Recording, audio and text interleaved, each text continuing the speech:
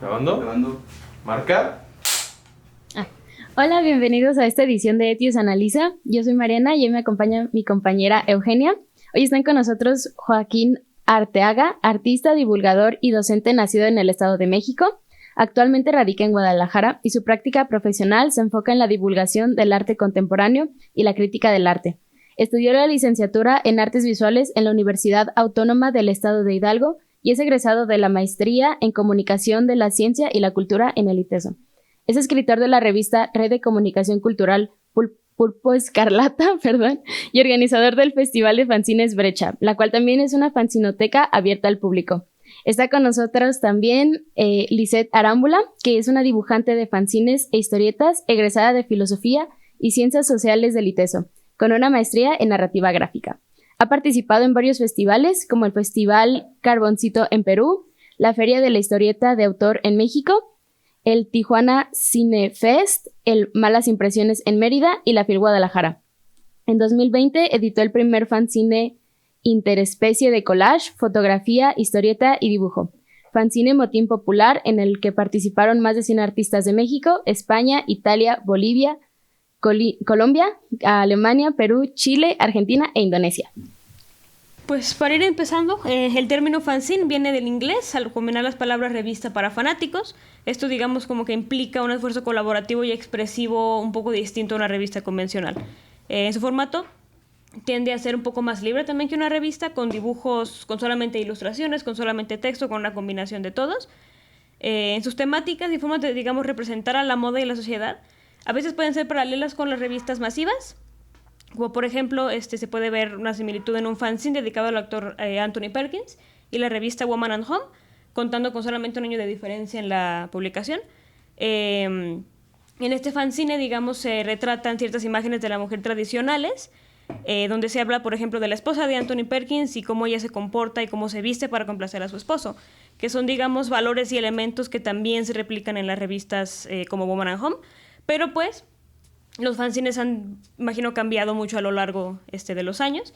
Y pues como parte del programa de investigación de narrativas y discursos publicitarios, estamos analizando al fanzine como una, digamos, alternativa a los medios convencionales en torno a cómo se retrata a la mujer y a la moda en ese sentido. Entonces, empezando, pues, nos gustaría preguntarles qué diferencias han observado en cómo se retrata a la mujer entre publicaciones convencionales versus los fanzines y a qué atribuyen estas diferencias. Gracias por la invitación. Y bueno, no tengo una opinión razonada al respecto, pero de lo que conozco, yo pienso que en los fanzines las mujeres nos retratamos como desde nuestra mirada, que tiene que ver con el hogar, con otros cuerpos, no necesariamente a lo mejor el cuerpo que conocemos representado en los cómics norteamericanos, que son como mujeres esculturales o anatómicamente imposibles. Y pues me gusta pensar que esto sucede, quizá no tengo ahorita en mente como muchos fanzines en los que puedo decir que la mujer se representa como tal, pero sí lo he visto en muchos cómics, ¿no? Especialmente latinoamericanos. Y quizá el ejemplo más reciente y más vivido que podría decir es el del movimiento de Argentina, cuando se despenalizó el aborto hace unos años. Ya ahorita no sé qué va, pero creo que se llama La Línea Peluda. Y es una serie de dibujos en las que las mujeres representan su cuerpo y las decisiones o las cosas que han pensado al respecto. Personalmente yo trato de representar el paso del tiempo en mi cuerpo, ¿no? Ya no me dibujo de la misma manera o no me preocupa tanto cómo me pueda llegar a ver. Me parece un medio de expresión así muy a la mano para hacerlo y darme a conocer. Okay. ¿Tú observas como... ¿Tienes como algo que decir sobre esta temática? Pues creo que tiene que ver con que para una revista tradicional o comercial se necesita un equipo mucho más grande que para la producción de un fanzine o de un cómic independiente. Entonces, la representación o autorrepresentación ocurre de una manera mucho más directa y creo que pues en los fanzines está esta autorrepresentación mucho más presente, ¿no? Como pensando en los procesos de producción. Y ahorita que mencionaste eso, también recuerdo como pues las revistas digitales, que son como esta otra alternativa a las revistas comerciales, y hay una revista página que también imprimen sus publicaciones, que se llama Chiquilla Te Quiero, que tiene una perspectiva de género sobre crítica de arte contemporáneo, que igual en esa revista sí va a haber una respuesta. Sí. Okay. Mencionaste esto sobre Argentina, entonces, ¿cómo creen o creen ustedes que el contexto histórico de estos lugares afecta en cómo se retrata la imagen de la mujer en revistas versus fanzines? Sí, bueno, para empezar son dos cosas muy distintas, ¿no? Las revistas, en primer lugar, si pertenecen a una editorial, pues tienen un equipo de producción detrás y un discurso y una intención. Y un fanzine, al ser un medio que está al alcance de cualquiera, no quiere decir que es lo contrario, que es purista, o que a lo mejor a veces no va a rayar en discursos preestablecidos, pero sí tiene muchísima más libertad para que te apropies, ¿no?, de lo que necesitas decir, a quién se lo quieres decir, y estás inmerso en un contexto que te permite, según lo que esté pues pasando a tu alrededor o en ti mismo o con tu comunidad, plasmarlo. Uh-huh. Sí, yo estoy de acuerdo con ese, en ese aspecto. O sea, sí tiene que ver con que escribes sobre lo que vives, ¿no? Entonces, si el contexto es de violencia, pues muchas veces ese es el tema en común que organiza las comunidades de fanzineras o de artistas. Entonces, o sea, digamos, ¿consideran entonces que el fanzine podría tener un rol, digamos, contrahegemónico? ¿No? Como tal vez como para prestar narrativas alternas a lo que se propaga, digamos, en medios como convencionales. Yo creo que sí, totalmente, porque al menos en la historia del fanzine en México, lo poco que yo conozco es que cuando llegó era como algo similar al periódico, como para difundir letras de canciones, porque llegaban también los LPs de Estados Unidos, pero estaba eso aunado a un movimiento migratorio como un medio de comunicación, ¿no? Entonces se me fue la pregunta. No sé por qué me puse a pensar eso de la historia y ya patiné. ¿Me lo puedes repetir? Sí, o sea, es básicamente como que, digamos, alcance imaginan que tienen los fanzines como para cambiar, digamos, narrativas como contrahegemónicas. Sí creo que sea. Incluso porque se me ocurrió, por eso citaba ese ejemplo, por lo de un medio de comunicación entre migrantes o entre comunidades que les gusta simplemente compartir la música, pero también, por ejemplo, una vez que di un taller de fanzine, me encantó que de una chica, el título del fanzine era "Saqué mi primera tarjeta de crédito para hacerme un aborto", ¿no? Era una chava como pues muy joven, pero ella tuvo que ir a Ciudad de México, era muy chica, no tenía dinero para ir, y ahí contó cómo se saca una tarjeta de crédito.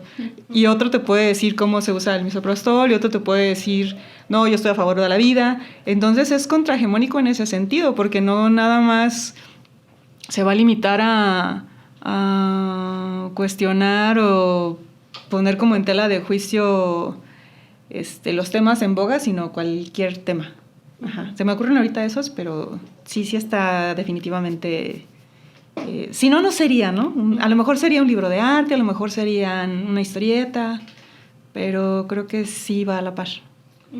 Sí, igual, me acordé hicimos una feria de fanzines en Brecha en noviembre, y bueno, ahí se juntó muchísima gente, pero terminando nos tocó levantar todo lo que había quedado, y había muchos panfletos de un grupo de conservadores, ¿no? Como de en pro de la familia tradicional cristiana.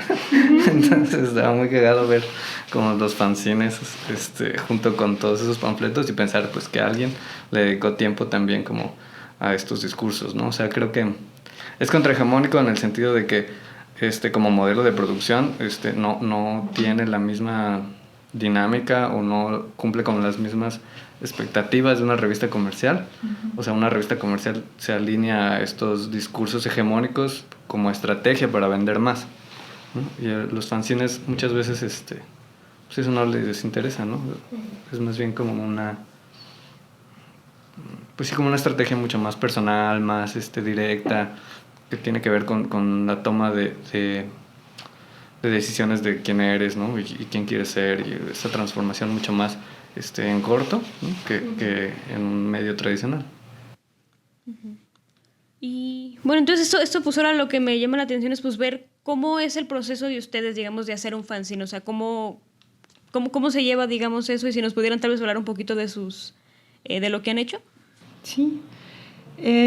Bueno, yo creo que que se llama Azotea, es un fanzine chiquito como de 4 páginas que surgió porque había un concurso de retratar las calles de tu ciudad, ¿no?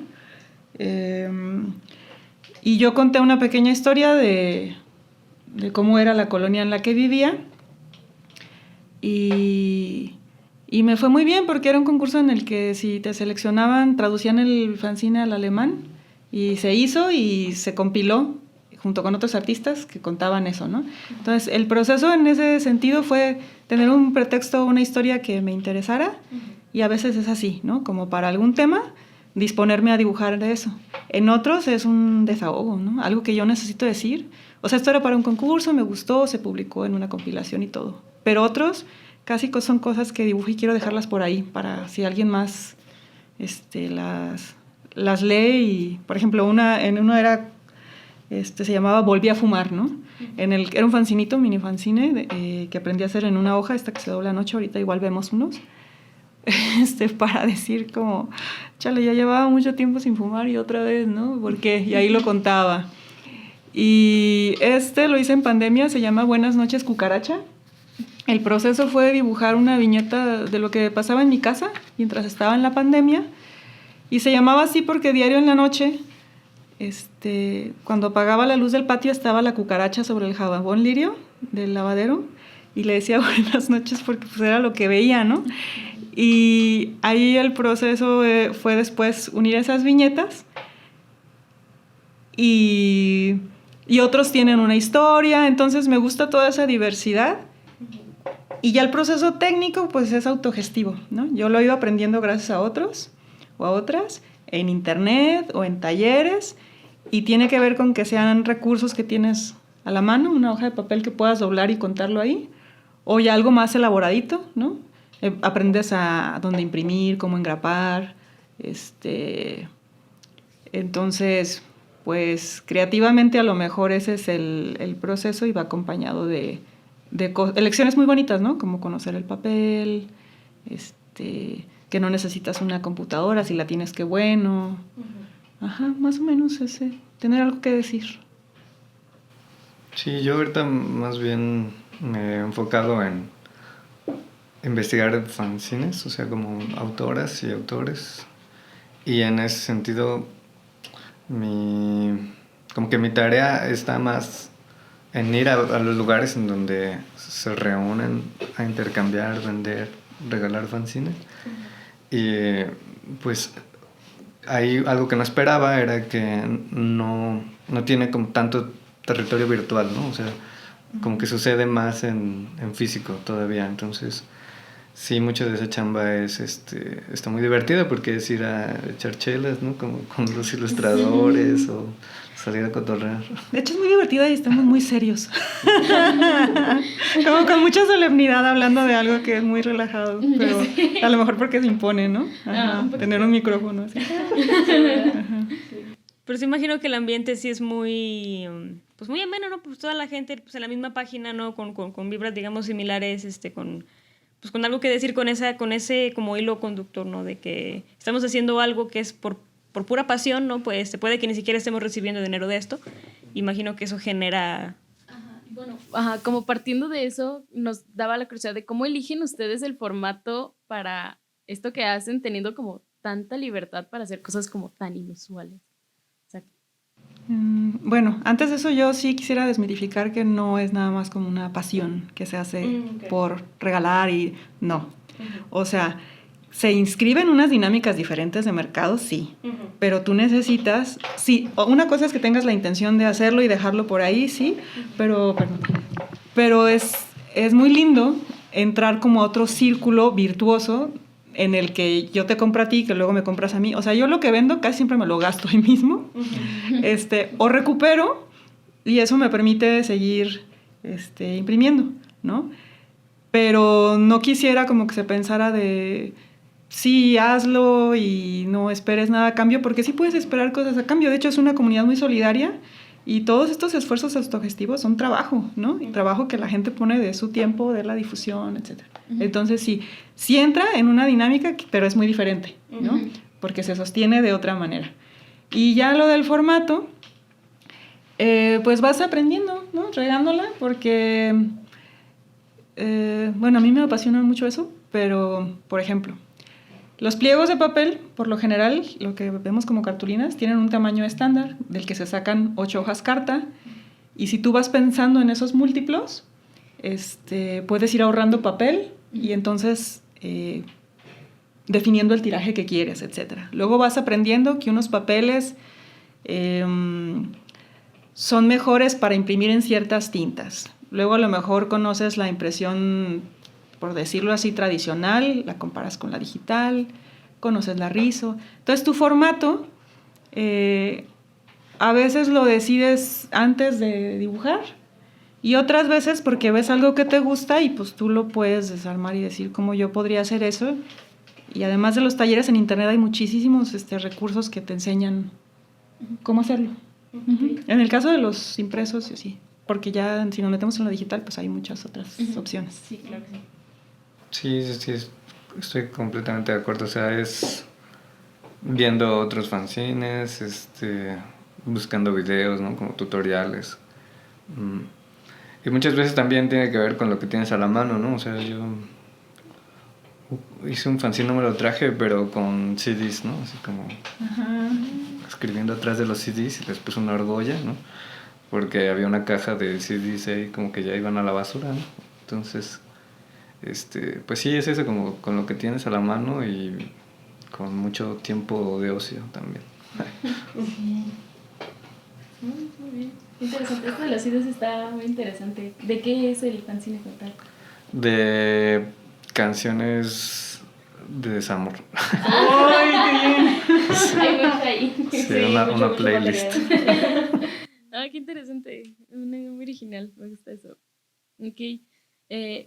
Bueno, creo que estaría interesante volver a este punto que mencionaban las dos y con tu pequeña intervención de, bueno, nuestra pregunta es, ¿qué importancia tienen las autopublicaciones en este esquema económico y cultural? Porque mencionas que en estos lugares, o sea, son muy solidarios, entonces normalmente lo que ganas, te lo gastas ahí mismo, o lo que ganas, pues, es como un circulito. Entonces, ¿ustedes cómo lo ven?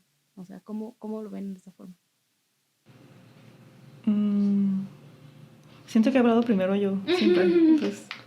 Bueno, pues creo, a mí esa pregunta me gusta mucho porque justo habla como de la producción de los fanzines, ¿no? Que es como lo que lo caracteriza.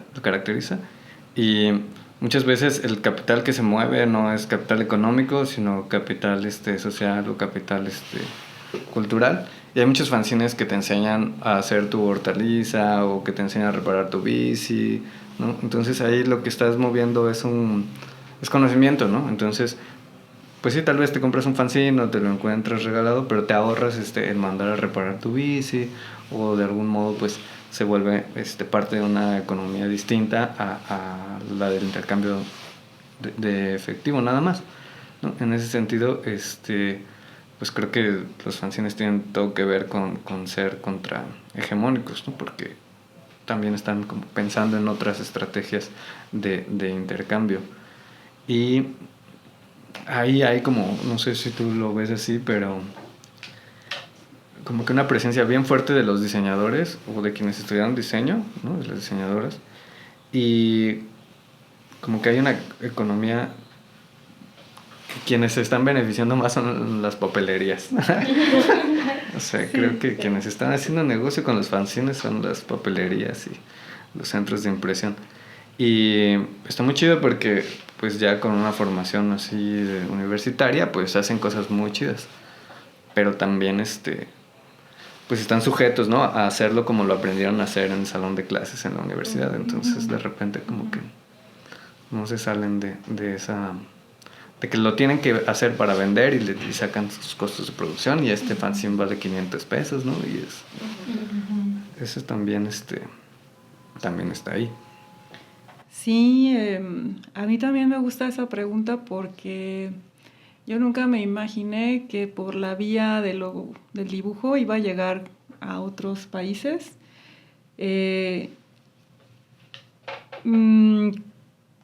Cuando existían cuando los blogs eran previos, bueno, lo previo a las redes sociales, yo seguía un blog de Argentina llamado Historietas Reales, en el que dibujaba Hernán Siriani y ahora alguien que es muy conocida que es Power Paola o Sole Otero, que ha ganado muchos premios, o sea, gente de Argentina, ¿no? Empecé a seguirlo y después vinieron como que las redes y sociales y a través de ahí le dije a ese Hernán, le dije, oye Hernán, pues me gusta mucho lo que haces, todo este choro es para decir que me dijo, pues voy a estar en la Ciudad de México, ahí nos podemos conocer. Y yo dije, bueno, creo que a la Ciudad de México sí puedo viajar, porque quiero conocer a esta persona y lo que hace. Pues cuando viajé me dijo, cuando quieras, ven a mi casa en Argentina. Y yo, ¿cómo? Si no más, ¿no? Sí. Ajá, entonces recibí eso. O sea, claro que tuve que pagar mi boleto de avión, pero tuve comida, me recibieron ahí, dibujé con las Chicks on Comics. O sea, jamás me hubiera imaginado que hay otra manera de hacer las cosas. O sea, como que a veces pensamos, pero es muy difícil como que se dé en el discurso que a diario nos repetimos en los modos tradicionales de llevar a cabo algo, ¿no? Como decías tú, me gustó mucho eso que dijiste de cómo se nos enseña. Entonces, gracias a eso, luego conocí a otras personas de Perú que hacen este festival, El Carboncito, y ahí voy a Perú, ¿no? Y luego fue a Mérida y he ido a un montón de lugares sin proponérmelo y con mis dibujos, y por lo general es gente muy hospitalaria, y yo he procurado hacer lo mismo. Cuando las personas vienen aquí a Guadalajara, pues recibirlas o ayudarlas si van a la Feria del Libro. Entonces, pues sí, eso tiene un nombre que es, como decías, pues capital social, si quieres, pero tiene también que ver con el trueque y con que no todo necesariamente es dinero, ¿no? Tú pones tu tiempo y pones tu persona y lo que sabes hacer, y vas descubriendo cómo se generan estas otras formas de publicar. ¿Ves o ven mucha diferencia entre los fanzines hechos aquí en México a los de otros países? Por ejemplo, en específico estos de Argentina o los de Perú, o decías algo de Alemania. O sea, ¿hay diferencia, mucha diferencia, o no? ¿Son más similares?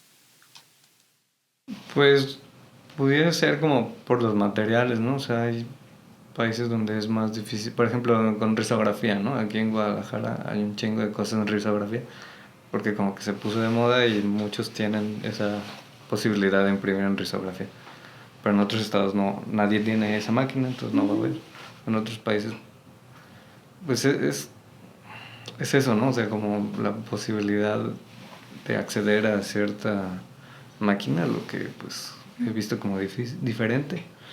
Pero en otro, o sea, es que son tan diferentes en México que así como que no. Sí, los materiales pues pueden ser a lo mejor los mismos, distintos tipos de papel, pero si todo viene de China, luego estás dibujando como en el mismo papel, pero... En cuanto a temas. No, son quizá he encontrado formatos. Es que Argentina tiene una historia así, la historieta ya y el dibujo son muy valorados, ¿no? Y hay muchísimas ferias y hay muchísimas librerías de barrio. Entonces eso fomenta mucho, ¿no? Y hay muchísimos festivales. A mí, bueno, tengo ahí opiniones encontradas en mí misma, ¿no?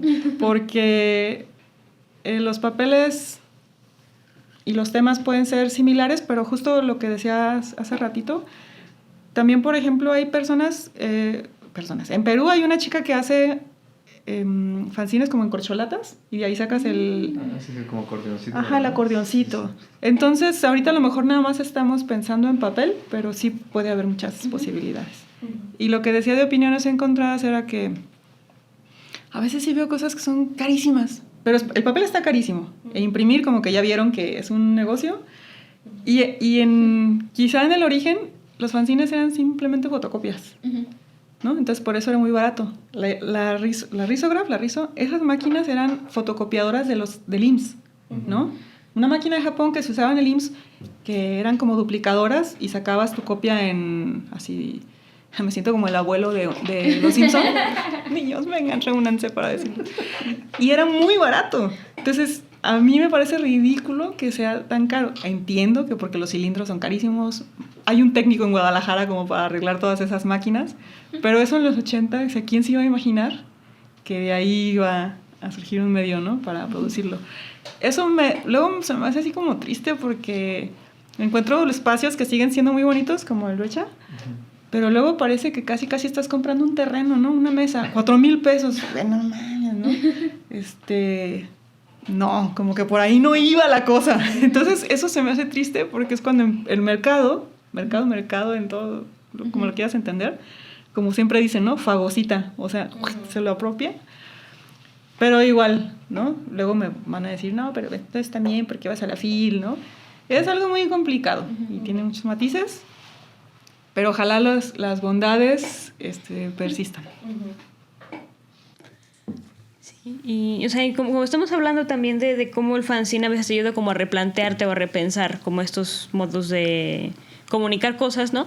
Como en ese sentido, como qué alcance o qué potencial, digamos, creen que puedan tener los fanzines, por ejemplo, sobre la mujer, para realmente como generar un giro en la narrativa convencional sobre la mujer, ¿no? O sea, ¿qué tanto alcance de cambio, digamos, imaginan que tienen los fanzines? ¿Como de alcance, dices? O sea, como qué potencial tienen de que de veras como cambiar las narrativas que se tiene sobre la mujer, por ejemplo, y cómo se retrata a la mujer en un sentido como general. Pues yo creo que para la mujer y para cualquier otra, como digámoslo, como tópico en el tema de representación, los fanzines, tienen esta potencia de hablar desde lo personal, que lo hace mucho más poético, pero también profundo, ¿no? O sea, cuando hablas de un fanzine con otra persona que le gustan los fanzines, como que ya platicas desde un terreno en común, porque están haciendo algo como que difícilmente puedes hablar con cualquiera, ¿no? Entonces, sí se vuelve como más íntimo. Ándale, esa es la palabra que buscaba. Entonces, armar un discurso desde la intimidad lo hace mucho más fácil de conectar. Entonces puedes hablar de un tema muy difícil desde lo personal y de algún modo compartirlo sin que sea tan violento, ¿no? O sea, porque también se comparte en un espacio chiquito, ¿no? O sea, como con gente que está cercana a ti, ¿no? Muchas veces los conoces porque también hacen fanzine o en una feria, ¿no? Pues no los vas a volver a ver, entonces como que te das la chance de decirle, sí, lo hice yo, ¿no? Y pues no lo vas a volver a ver, no hay falla. A diferencia de medios convencionales, ¿no? Donde la representación, por ejemplo, de una serie de televisión, pues llega de manera directa a millones de personas y entonces, pues va a haber millones de personas viéndolo y probablemente miles y miles y miles estén en desacuerdo, ¿no? Entonces, sí se juzga o se critica desde un análisis mucho más frío, ¿no? Creo yo, desde medios tradicionales. Pero, pues sí, eso es como lo que yo veo. Sí, me gusta mucho eso que dices, de cómo llega a millones y esas narrativas se incorporan en el sentido más amplio de la palabra incorporar. O sea, cuando yo era chica y estos discursos llegaban a través de la televisión o de las revistas, pues empiezas a pensar por qué yo no tengo ese cuerpo, por qué yo no hablo tal idioma. Entonces tu referente son los grandes discursos, ¿no? Pero si algo me llamó la atención cuando empecé a leer más historietas, bueno, no, desde niña, o sea, las primeras historietas que leí fueron las de Mafalda. Y me acuerdo que, pues obviamente de niño ni te planteas de que si el discurso o no sé qué, ¿no? Pero me gustaba mucho lo que leía ahí, porque primero estaba en mi idioma y eran niños, ¿no? Que estaban en unas casitas que se parecían a mis casitas, ¿no? Al departamento chiquito de mi mamá. Y después, en los cómics como los que pude acceder de La Pequeña Lulú, o no sé, existían las niñas, pero a lo mejor existían contadas desde adultos y pues los hombres describiendo o hablando de la vida de las mujeres, ¿no? Pero ya cuando pasa así el tiempo y ya no nada más quiere ser como Shitara o Shira en las caricaturas de antes, que seguían siendo muy chidas, pero eran cierto tipo de mujeres en un canon. Me acuerdo mucho de cuando empecé a leer unas historietas de Power Paola, que no es la novela de Virus Tropical, sino otra en la que ella se gana unas becas y empezamos a verla trabajando en otros países, etc.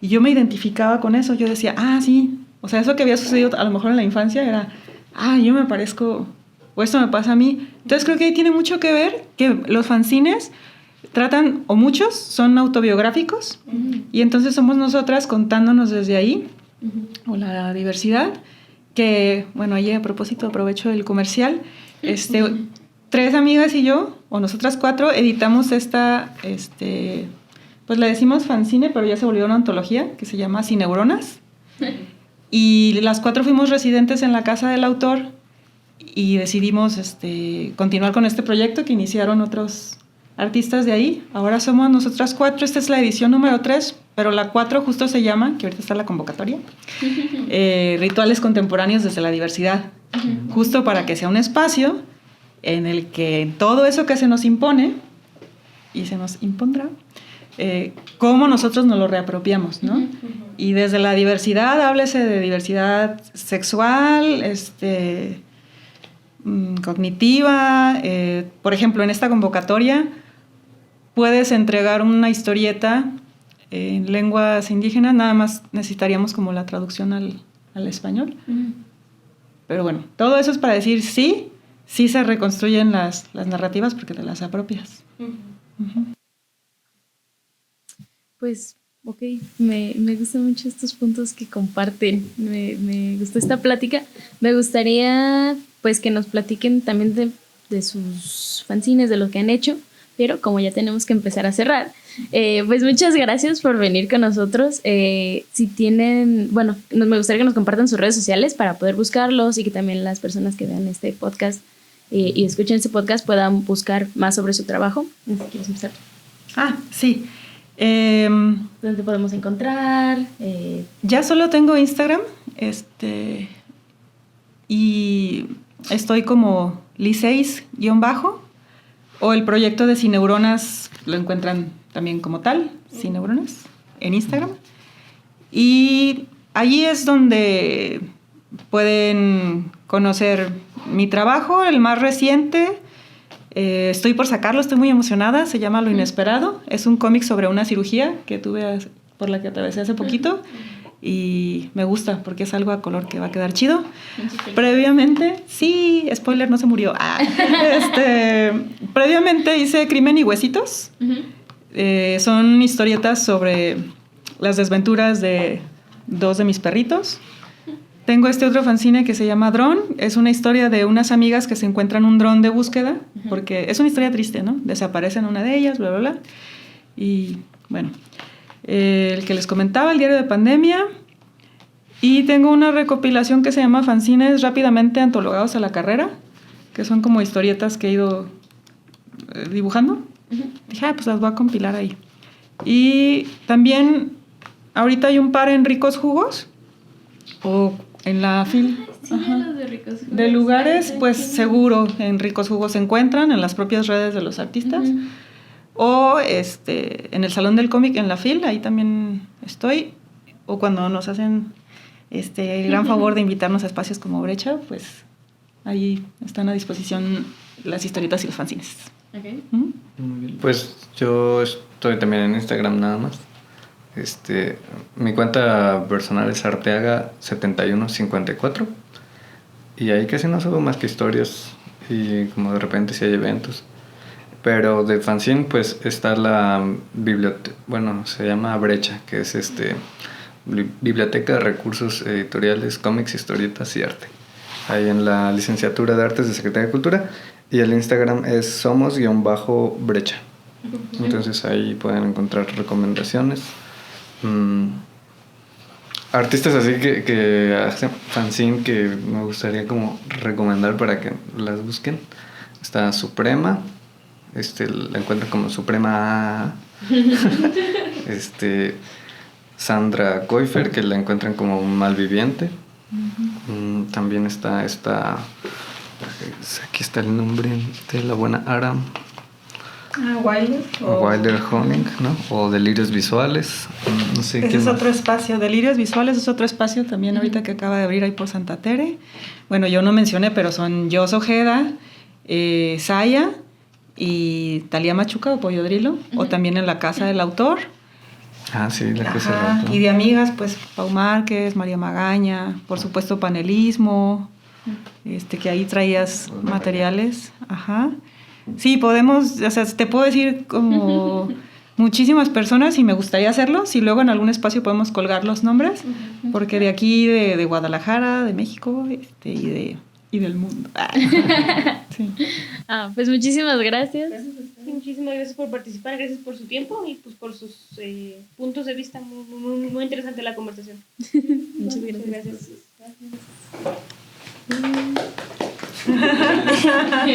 Excelente. Sí.